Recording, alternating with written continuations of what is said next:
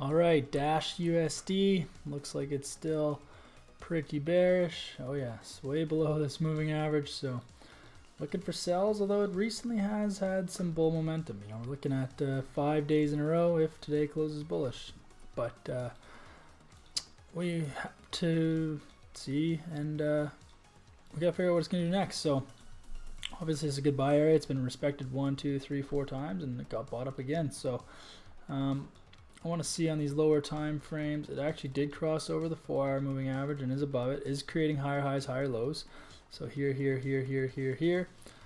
So there's a chance it keeps going up a little bit. I just want to see kind of our main zone. That there's a really significant area here. It looks there's just a lot of action in this little area here. Right at around $27. So we'll keep that in mind. It's not really the most accurate though. Let's see if we can find a better zone that we can work with. We'll clean this up. Here's a nice zone, actually, really nice zone. So you can see price on this 4-hour time frame came down, respected, broke, then retested with this candle here, retested with a bunch here, like 10, and then finally sold off. So this is going to be our main area that we're looking at price to keep heading to. And then as far as, you know, possible trade setups, I want to see what the weekly range for this is. So usually it's probably about $3.50 if you use if this week was more like this week just opened, so it's going to affect the average. But last week was 238, the week before 191, the week before that 244. Yeah, so actually it's probably about $2 to 250. So it's actually pretty low. And today's already moved 50 cents. So let's just see. So I mean, there's an area here that you could probably take a buy from, because I would say that up until this area here, it probably is bullish. Like I wouldn't be looking to sell anything until maybe it hits this area. But I mean, so if it comes down to this area and respects it, we look for a buy. If it comes up to this area, we're probably looking for a sell no matter what, because I think by then it's burnt out, especially if it respects this area. If we get any sort of wicks in this area, like these ones here, then definitely looking for a sell. So as far as range though, I just want to see what we'd be looking at, because technically this week opened, like the weekly low technically is 26.17, so that's where we have to start this all the way down. Oh, it's still up here, 26.17. So if we decide this moves about $2.50, that's well within the range. So it's only half that is the top of this area. So that's good. It can definitely do that this week. And then I'd probably still be just looking for a sell position, at least to, at least what it would be a retracement of this.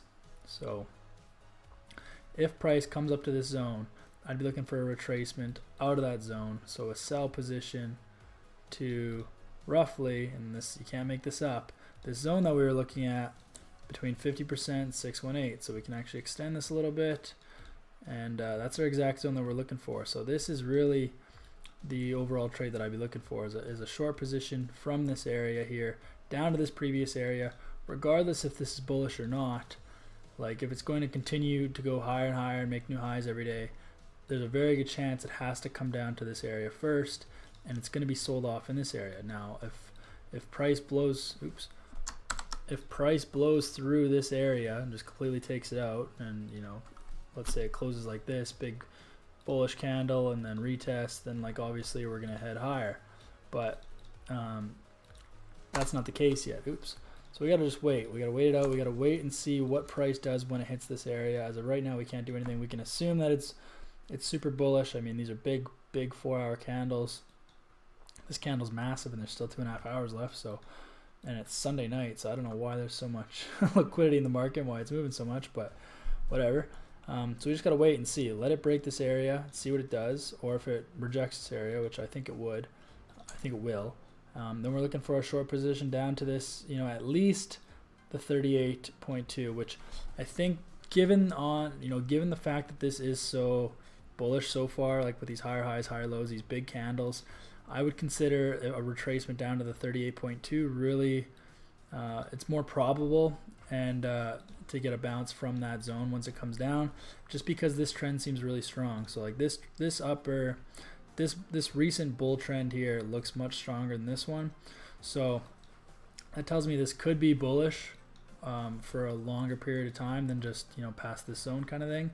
So therefore, if it's going to retrace, it's only going to probably retrace to 38.2, which tells us that it's a strong trend, and there's actually a significant area right here as well. So here you can see respected, respected, respected. You can drag this across. I mean, you can't make this up. It's perfect, right? So there's a good chance that price, if the trend is strong to the bull side, to the upside, then it's going to get stuck once it comes back down to 38.2. But regardless, we have to wait for price to come up to this area to sell it off, because right now we're just kind of in the middle of the two zones. And so like, you wouldn't sell this right now because horrible risk to reward. It broke above the 4-hour moving average. You got big bull candles, higher highs, higher lows. So like, I would not sell that. And then as far as buying it, I mean, we know how, you know, overall bearish this is, right? Like, that's a crazy buy just to, you know, buy it because.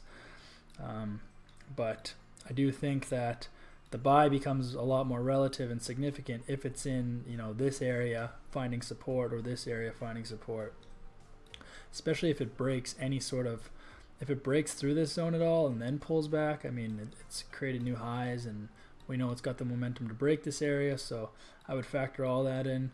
But this would still be my trade setup, and it's well within the weekly range of like $2.50. I mean, this zone's only $1.20 out, so can definitely hit it. And then yeah, just have to wait and see how that plays out after. But this is probably what I'd be looking for in the short term, within probably midweek, just to see what it does once it hits this zone. I'm going to set an alert actually, so I'm curious. And then yeah, I mean, I'd like to, I do think that it's going to, like, it pretty much smoked this zone, is now closing above it, so it could be somewhat bullish now, so it could break this area and keep going a little bit. Our next one would be up here,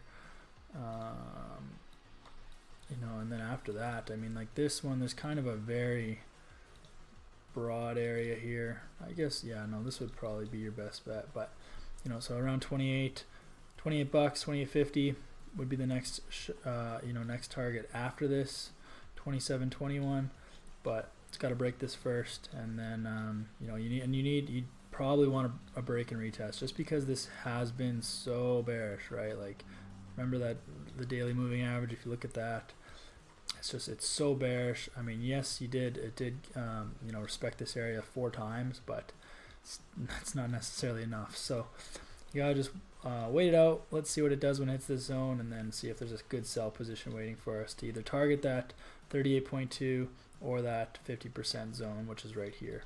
And then that's still within the weekly range. Even from the top here, it's only $1.30 down, so it's well within the range for the week. So all very reasonable, all good technical analysis. It's a very good short play, I think, in my mind. So we'll see how it pans out, and I'll catch you guys in the next one.